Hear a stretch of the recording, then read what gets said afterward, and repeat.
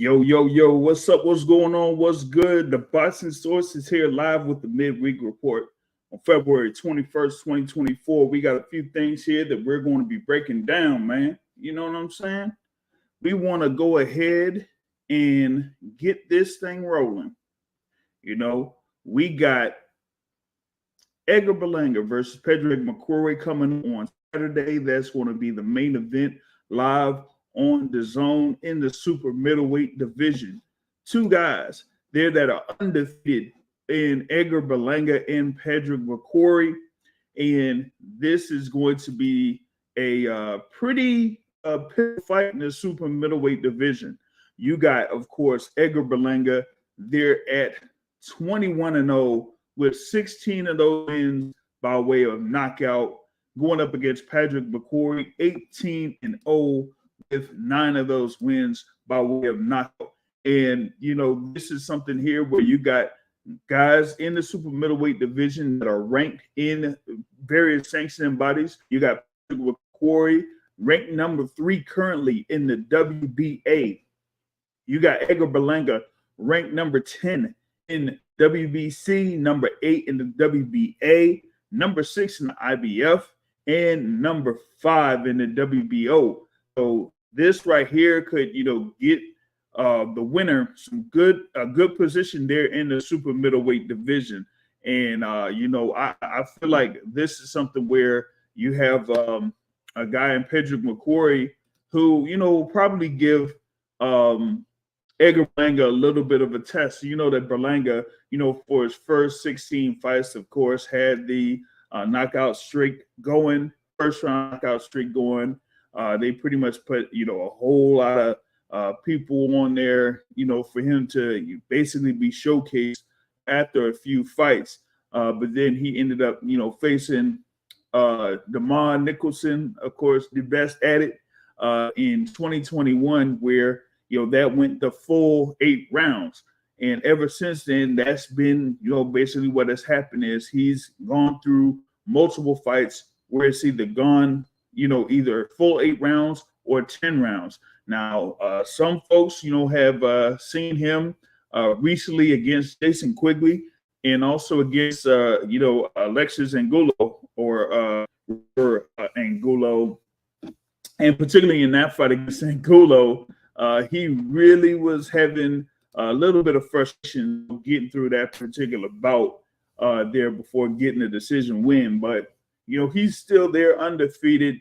And, you know, like I said, had the win over Jason Quigley last June over at the theater at Madison Square Garden there, where he was able to score a unanimous decision win. And then on the flip side, you got Pedraig Mccrory coming out of Ireland.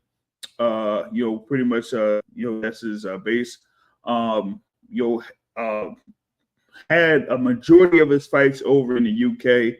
Has, you know, like I said, only 9 stoppage victories in his 18 wins. So a majority of his fights have been in the full distance, but he has also been in a number of 10-round bouts and 1 12-round bout. So him going against Berlanga here would be his, you know, next 12-round bout. Now, Berlanga, you know, had been the NABO super middleweight champion. I don't know if he currently has that status as of yet, but, you know, if so, then you probably would have this belt on the line there for these two undefeated fighters. You know, like I said, you have these guys ranked in multiple sanctioning bodies. Now, I don't necessarily say that either one of these fighters are in the top 10 in the super middleweight division. And, you know, some people may say, hey, man, yo, super middleweight here. You got Canelo Alvarez. You got David Benavidez. You got David Morrell. You know, they're mentioning the thing there with Jaime Munguia. And you got like a few other fighters out there, you know, like Caleb Plant, you know, still out there. Christian and Billy. So, you know, I named a good amount of fighters there in the super middleweight division. So you wouldn't necessarily have, you know, these two guys pretty much like up there within the same rankings or within the same ranks of the fighters that I mentioned. But this is still, you know, a pivotal fight here in the super middleweight division. Now going to the tail of the tape for this fight, man. All right, we got, like I said, Edgar Berlanga, 26 years old, 6'1", with a reach of 73, coming out of Brooklyn, New York, now residing in Florida. Some people have been able to catch his interview on, the Zone or whatever it is. Berlanga is now over there in Tampa, Florida. He's over in the Tampa area. So he's, back, with his old trainer. He had one trainer starting off his career, and then went off, away from that training. Now it's back with that training now full time. And now he's basically in Florida full time, not really in New York. He was in New York, doing a lot of training in New York and staying in New York, around the same areas, his home, basically his home. And I guess like after some time, it just got too hectic for him being over in New York. So he moved down to Florida, got all settled in Florida, and now it seems like he's trying to refocus here while he continues to compete in the super middleweight division. So like I said, he's 6'1", reached 73. Like I said, had 21 fights, 21 wins, 16 by way of knockout, with his opponent there with 18 fights, 18 wins, 9 by way of knockout. He's around 6'1". I think his reach is around like 72. Not necessarily confirmed with that because it got two different things around there, not necessarily on the box rec joint, but he's there, around the same height, older, almost 10 years older than Edgar Berlanga, there at 35 years old. Now, box rec has him rated around like 26 at super middleweight, and they got Berlanga like ranked out there around number 11. But box rec is a points-based system. It's not necessarily a complete rating there for the fighters. So that's why I brought up Transnational Boxing Rankings Board. They have both those guys outside of the top 10 at the very least there in the super middleweight division. But like I said, with these two guys being undefeated and them being ranked in multiple sanctioning bodies, there's still a lot on the line in this about here for both guys. Mccrory, could make a statement or have a big statement if he's able to get this win over in Orlando on Saturday night. And he would kind of like be in the mix to be there within the guys that are competing within the top 10 to 15 or ranked 10 to 15 there in the super middleweight division. And if he gets his win over Berlanga, man, that would send a few shockwaves out there in the super middleweight division. But for Berlanga, of course, he was looking for some high profile fights there at super middleweight. Some were saying, he could potentially face Canelo Alvarez at super middleweight. Yeah, that one's kind of far fetched. But another fighter that they were mentioning was Jaime Munguia as a potential opponent there for Edgar Berlanga. Now, if he's able to have this win over Pedraig Mccrory, that could be a definite bout that could happen later this year. Where it's a thing with Matchroom and Golden Boy, or maybe we have something with Golden Boy with matching those two fighters up. Because the other thing that was mentioned there by Edgar Berlanga was that after this particular fight, he does have one more fight under his current deal with Matchroom, and then after that, he's a free agent.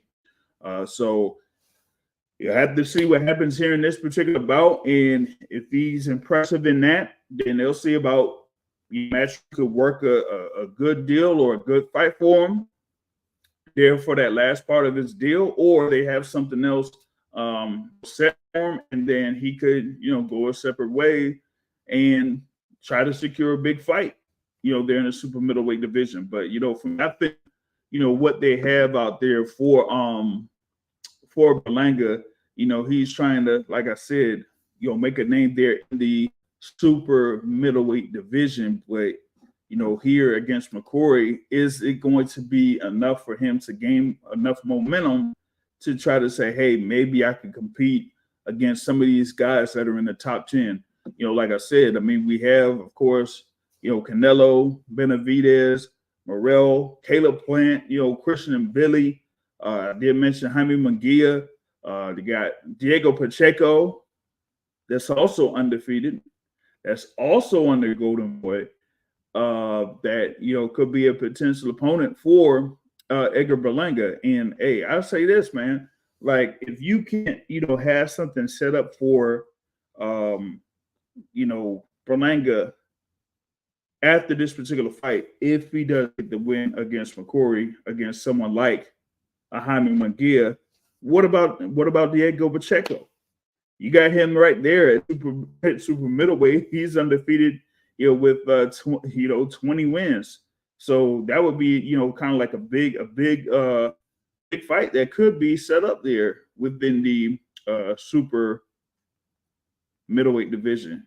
So I think that's something there that, we could, kind of like watch out for out there at super middleweight. But, for me, I kind of like say that with this, it's more about, a lot of people are saying, okay, where is Berlanga at within this super middleweight division? I mean, you got him talking about, like I said, talking about Munguia, talking about Canelo, and he's not really like out there mentioning the top 10. Why not go against some of those guys that are within the top 10? That's not Canelo, It's not even Munguia, because it's like Munguia is looking like he's interested or trying to get in a fight with Canelo Alvarez. So if you got Munguia be focused on Canelo not really figuring out who he's going to fight, then Berlanga should, just see what he could do against Mccrory, and then try to secure another bout at super middleweight where he could say that, hey, I'm a valid fighter there within the top 10 of 168. Mccrory, I think that it's something where, he's gonna be, behind the 8 ball in this. I'll be, checking the lines in this journal, because I'm feeling like that Berlanga is gonna be a fairly significant favorite in this particular matchup. They got him at minus 450 going into this bout at DraftKings. They got Mccrory at a plus 320. So that's pretty wide odds to me, at least. I mean, you got Berlanga as a almost like a 5-1 favorite on the books there for DraftKings, right now. So I'm looking at it. I'm like, where is it that you could say that Mccrory could pretty much get the win? Like I said, in his 18 wins, he's had 9 of those wins by way of knockout. His last bout he had over in Belfast against a guy that was 18-1-1. Still went through the the full 10 rounds in that. So his last TKO victory was in 2022 over in Frankfurt, Germany. So if you look down his his resume, you might see maybe one fighter that might be recognizable if you really follow like the super middleweight division has done so, over the past 5 or 6 years plus. But outside of that, you wouldn't really recognize any of those names on Corey's resume. Just being straight up on that. So, with that being said, you got on the flip side with Berlanga, of course. Berlanga featured, on Top Rank, had those fights on Top Rank where he's been getting those, TKO victories and building that momentum, building it up until, he had the fight with Damon Nicholson. And then after that, he had, fights against Marcelo Cosares and Steve Rose, and then a fight against Romer and Ulo, where a lot of people were not necessarily all too happy about that performance there, especially given the position that he got there in that slot, because if I'm not mistaken, that was during the whole Puerto Rican Day weekend thing over in New York City, and they had him there as pretty much like a feature. He was pretty much a feature in that. So you're going through full 10 rounds against Romer and Gulo, where folks are trying to see if you could get the knockout, and he wasn't able to get that. So it didn't end up too well for him. Then he had the fight against Jason Quigley. Of course, Quigley has fought Demetrius Andrade. Fought like a couple of other fighters there at 168, around 160, and that went the full 12 rounds. Even though Berlanga had scored a couple of knockouts in that, still went the full 12 rounds. So here with Berlanga, is he going to get something where he could have an impressive victory with a stoppage to kind of like say, okay, now I'm building my profile back here at super middleweight? I don't know. I think that he's going to have to, like I said, be able to build into getting a stoppage, because he said, like in interviews in the past, that after he had the momentum of getting a stoppage, it's almost like he just was relying on that instead of working on his craft in order to build towards getting a knockout or getting a stoppage.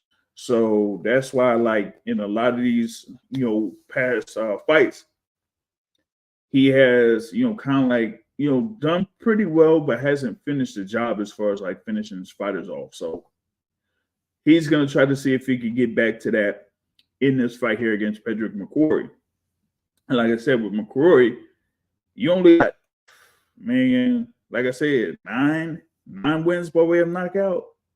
Now he's kind of, had like most of those knockouts in the past 10 fights or so.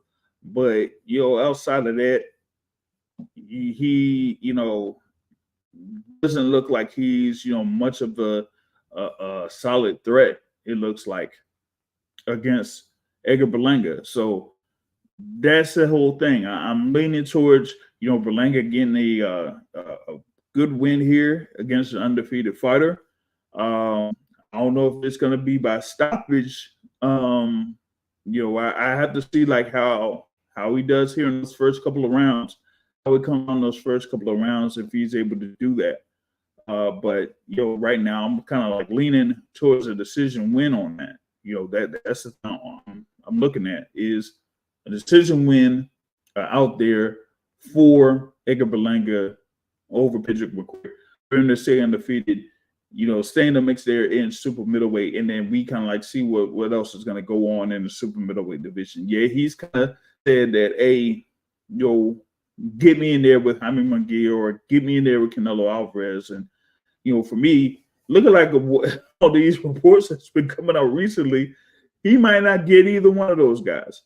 At least not next. Definitely not Canelo. That definitely ain't going to happen.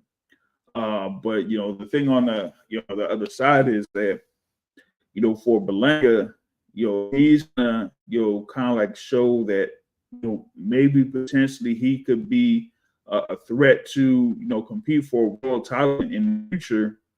He's gonna have to be impressive, not just in this particular fight, but I would say the next fight coming up, because it's probably going to be something there where he's gonna move up in the rankings there, where it could be some type of an eliminator bout.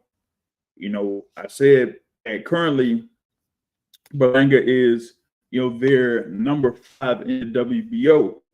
And you had a couple of fighters that I mentioned that's within the top 10 in the division that are above them, and Jaime Munguia, Diego Pacheco. One of those guys could be, a potential opponent for Edgar Berlanga. And we got to see what he's here in this bout to say, hey, would he do well against either one of those fighters if they were able to, secure right there in the future. I mean, I'm not sure. I don't know how that's going to go, but for me, I think it's more about what Berlanga kind of like shows here, because in those past few bouts that he's had, it looked like he was kind of regressing, particularly in the fight against Romer Angulo, and I would say there against Steve Rolls too, because Steve Rolls, had it to where it was almost a fairly close bout, so he's kind of trying to get himself back in the mix, there at super middleweight. I would say, the fight with Rolls and Angulo, those were kind of, pretty tricky for him. You know what I'm saying? Hey, big ups to my guy Maurice Jones in the building, and what's good with you? Of course, Four Corners Boxing. Hopefully they have something scheduled up here for the 15 rounds of boxing.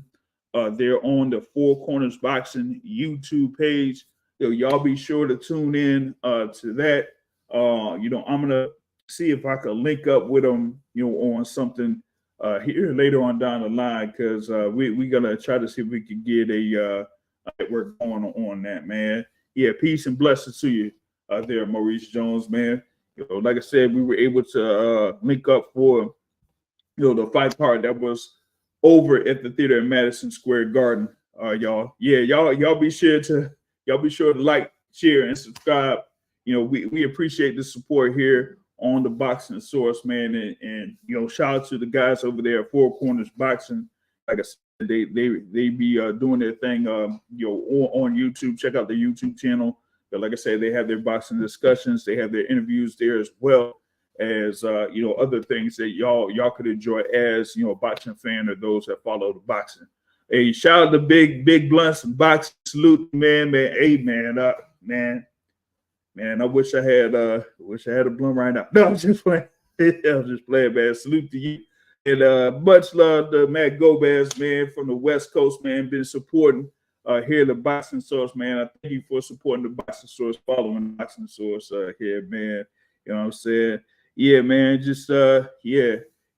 Like I said, 9 p.m. On the YouTube channel, man. Four Corners Boxing, they be doing their thing. Like back to it, man. Like I said, the Berlanga joint, man, coming up against Mccrory. I'm looking to see if he's impressive in that. They look like they're pretty much around the same height, like I was saying with the tail of the tape. They're both 6'1". Like I said, with Berlanga, his reach is 73. They don't have the reach for Mccrory confirmed yet, but like I said, when you got someone in Berlanga who has like 16 wins by way of knockout, in his last bout, he scored multiple knockdowns on Jason Quigley, before that thing went through the full 12. While on the flip side, Mccrory's there with 18 wins, but only 9 of those wins were by way of knockout. So I'm like looking at it as, what does Mccrory have that could really have Edgar Berlanga respect him? Does he have the power? It doesn't look like he has the power. Will he have the movement? Or will he be crafty enough to frustrate Edgar Berlanga? We'll see. You know what I'm saying? But with that being said, I'm looking to see with Berlanga, as he was mentioning, I think it was with Akram Barak, that he's back with his original trainer. He moved from New York to Florida.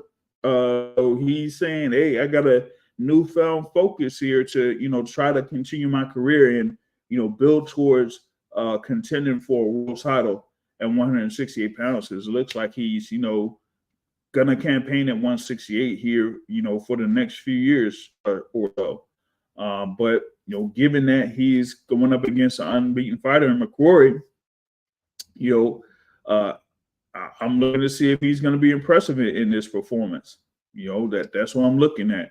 Not sure, what y'all are picking. I said, initially that I'm leaning towards, Edgar Berlanga getting a decision win. Even though he's, trying to get himself back in the groove, but I think that, he should be able to pull out the decision there. You know what I'm saying? Big Blunts and Boxes says that, yeah, he doesn't think that Mccrory has much to offer. He just hopes that Berlanga has improved. And yeah, we'll see that. Yeah, he's working with Memo Heredia. Okay. Some of y'all know about Memo Heredia. Yeah, Benavidez, the strength and conditioning coach, which is interesting there. You know what I'm saying? Both of those guys are there at the 168-pound division. So if Berlanga has hired a Heredia there, maybe he's kind of like trying to see if he could be more fluent in his movement. Not just movement, but throwing punches. A lot of times you've seen Berlanga pretty much like throw one or two punches at a time, and that's pretty much it. Like I said, after he got the knockout, he was getting he reliant on that, and that kind of set him back a little bit. That almost got him in an issue. There, not with Lamont Nicholson when the knockout streak ended, but you had the fight against Coceres that was 7 rounds to 3 in his favor, but he got knocked down fairly late in the fight. So that one was pretty tough for him. And then the fight against Steve Rose, who's a veteran, only had that loss to Golovkin there up to that point. So yeah, we got to see if he's been able to improve a little bit there, man. That Goes says somebody has to go after Caleb. Yeah, man. Yeah. Caleb's out there. He, like I said, he hasn't had that fight since the decision loss to David Benavidez. Some folks are saying that he should have a grudge match with Jamal Charlo, but I haven't seen anything that kind of indicates that would be the case. So with Caleb Plant, yeah, I don't know who's out there in the super middleweight division that they would have for him. I don't think people would be interested in him facing Demetrius Andrade there at 168. I don't know if they'd be interested in him facing. I mean, maybe against Christian and Billy. I don't know. Christian and Billy, was a good, action fighter, good come forward fighter, whatever it is. But he's there. One, he's there to be hit, and two, I think Caleb Plant, if he still has those skills with him, I think he could outbox Christian and Billy and make it a good fight or a close fight. You know what I'm saying? Yeah. Big Book says Coceres is a tough fighter. He went down with Diego Pacheco. Hey, yeah, Pacheco's there undefeated too. He's the only one to last that long. Yeah. Berlanga's never faced an opponent with a losing record also. Yeah, that's the other thing though with Berlanga. They did, kind of catch him up against those guys with winning records. And with him initially being signed to Top Rank, and them kind of featuring them in a sense, whether it's through ESPN Plus or ESPN, a lot of eyes were on him very early in his career, and so how fight fans, a number of fight fans are, they see knockouts, saying if they seeing this guy knocking out everybody first round, boom boom boom, knock him out first round, and they don't have a whole lot of stock in them. And so what ended up happening is, a lot of people, bought the stock in the Edgar Berlanga early. And then once he got to, a fighter that was like a veteran, a real veteran that knew his way around and that type of stuff, or knew what to do in certain situations, particularly when, you get in trouble, then you seen Berlanga struggle a little bit. Then you match him up against another guy with a little more experience and probably a better record. Then he has more trouble. So, hopefully he's kind of learned from that and now builds towards being more of a complete fighter. And so we got to see, how that goes there for Berlanga. But like I said, I mean, this one, this one's going to be, like I said, I'm not sure if you have Berlanga, a minor title, who was holding a minor title, up to this point. And I don't see Pedraig in the WBO rankings, but I see him at number 3 in the WBA below Eric Bazilian and Christian and Billy. So, this one, you probably could say is probably like something where they put a WBA title or whatever it is on this thing or whatever. But outside of that, the winner kind of like gains ground there in WBA rankings. But like I said, you have Diego Pacheco there, as mentioned by Big Blunts Boxing. That's undefeated, 20-0. That's fairly impressive. They're in the super middleweight division, and I say, for Berlanga, who has mentioned Canelo's name multiple times, he is also named Jaime Munguia's name. What about Diego Pacheco? I think that would be a good fight too. But I would have to see what happens, with Edgar Berlanga here first, because Pacheco is really, really solid. I say that he's really solid. So if Berlanga wanted to bark up that tree with Diego Pacheco, that was gonna be something there that he would have to really be on his A game, in that type of matchup. But with this being the main event there, Berlanga versus Mccrory, part of the Matchroom card over at Carib Royale in Orlando, Florida. You got, also, what is this in the welterweight division? You got Shakum Giyashov against Pablo Cesar Cano. There, the welterweight division. Now that, like, I'm looking at Giyashov. Giyashov is ranked in the WBO. Cano is ranked in the WBA. So that'll move a few things there in the welterweight division, even though we all know what's happening at the top of the welterweight division anyway. So it's not like the world titles there are kind of like moving around anytime soon. So you got that, and of course you got Andy Cruz going up against Brian Rodriguez. So Andy Cruz is going to be doing this thing to get pro fight number 3, his third win as a pro there, and he's there in a, what is this? I think it's like a 10-round, 10-round bout. So third pro fight in a 10-round bout, and they say like it's some international lightweight title on the line in that one. So you got that also part of the card. Antonio Vargas against Jonathan Rodriguez in the bantamweight division. What else we got there? Flyweight, Yankio Figueroa against Andy Velasquez, also there in the fight card at Carib Royale in Orlando. Yeah, I know that there's also some fights on Saturday morning, pretty much in the what it would be Saturday morning here in the East Coast, but you're talking about what's going down in Japan. As man, we're gonna have there's going to be 3 world title bouts on that card there. I think it's going to be on ESPN Plus or something like that. You're going to have Kosei Tanaka against Christian Bakasuega. You're going to have Takuma Inoue against Yoran Ancajas. That's going to be a good fight there in the bantamweight division. And, of course, in the bantamweight division, you also have Alejandro Santiago versus Junto Nakatani. Nakatani moving up to bantamweight to face Santiago for the WBC bantamweight title.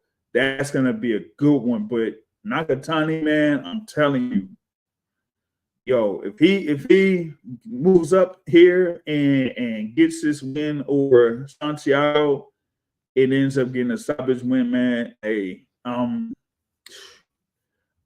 telling you, man, is gonna be real force there at bantamweight. I think that he'll really do some damage here. I also would want to see what happens with the IBF champion Manny Rodriguez, because he was there under PBC, fighting under PBC or whatnot. He had his management company. He's also they're under the same management company as Subriel Matias, and we see that Subriel Matias signed with Matchroom recently and is about to have his fight in July against Liam Perro. So Emmanuel Rodriguez, I'd like to see what happens with Rodriguez next.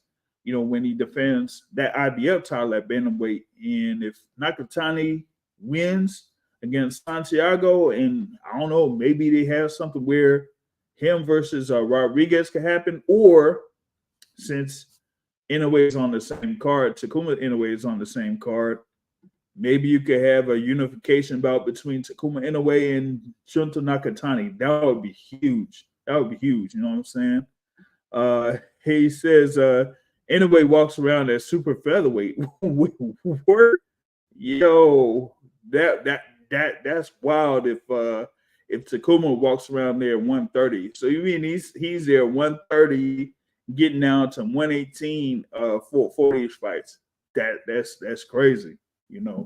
I'd like to see what happens with that, and because Inoue, if he, like I said, if he gets this win on Saturday against Yoran Ankas, then maybe they have something set up for him to have a unification bout. I don't know. I'll have to check, because you also have like Ashita as a top-rated contender there in the WBA. So if he has a mandatory that he has to honor first, maybe he just goes through that, and then you could possibly have a unification. So we'll see, and we'll see how it goes with that. But like I said, that's mainly what that fight card is going on Saturday, early Saturday morning over in the East Coast.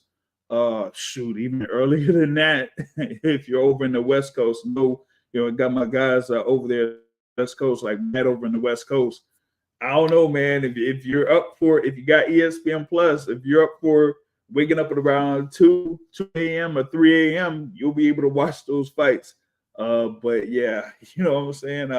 But outside of that's the other thing that we have as far as like the fight schedule goes, at least so far here for this week. We're still witnessing what's happening, outside of the immediate schedule. We got, of course, what's happening in March with the whole thing there with Keith Thurman and Tim Tszyu. But you also have, of course, the whole thing with that Joshua Ngannou card that's in Saudi Arabia. You got in action on March 2nd. So we're just seeing here how that goes. I know that they had announced a press tour for Devin Haney and Ryan Garcia. That's going to be next week. They're supposed to be in New York on Tuesday, and then in Los Angeles, I think it is next Thursday too. So we're just looking for how that's going to shape up and shape out, man. Man, I'm telling you, that Japanese card is going to be really, really good, man. I'm just saying, like, am I up for, waking up at like 5 a.m. or something like that in order to get to watch those fights? I'm not sure, man. I'm not sure, man. But that's the thing, though. If y'all are a fan of, if y'all are a fan of boxing, man, y'all be able to get up for this. Like, all of these fights are pretty much like in the bantamweight division or the super flyweight division. And, some of the folks that, I talk with on a regular, what I'm saying, on this thing, on this podcast or whatever it is, usually they don't really be all into, guys that are below 130 pounds or whatever it is. They ain't really all too concerned about that, unless if it's Nairo and Inoue, basically. But you still get a whole lot of action, particularly there at like 115, 118, and 122. You get a whole lot of great fights there within those divisions. So for this, that's what I'm looking for is these good fights, particularly with the two world title fights in the bantamweight division. I'm definitely looking forward to those four fighters in action for that, and see how that could shape up the rest of the bantamweight division that's out there. So definitely looking forward for that. He says Big Blunts got the prediction there for Kosei Tanaka by stoppage there over Christian Bakasuega. Yeah, man. I'm thinking that he gets the stoppage there in that one, man. Who else is? I mean, you at 115 too, man. You got they got to be able to do something, man. Like, where's Estrada, man? Like, where's Estrada in that, man? Like, is he gonna be fighting somebody? You got Ioka that's out there too. Anna Martinez, you got Chocolatito still there. Riverside, I guess, is still they're they're fighting. Andrew Maloney is there as a contender. So, but here in this bout between Tanaka and Bakasega for the vacant WBO super flyweight title, this is something where it's not going to be able to. I guess he's leaning towards Tanaka for the win, and then I don't know, maybe potential bouts against a Yoko or someone else there. I know it won't be like Maloney. I don't think they're gonna do that, man. And he says Prime Rigondeaux would have dusted in a way. Hey, like Rigondeaux was a real tough fighter to deal with, man. Real tough fighter to deal with. When he was at the top of his game, particularly in the defensive category, man, he was, man. And he says, Edgar is trash. So you say it should be an easy night. It should be an easy night there for Tanaka, man. I guess, man. Hey, I mean, in the they got Tanaka as minus 600. So 6-1 favorite in this joint.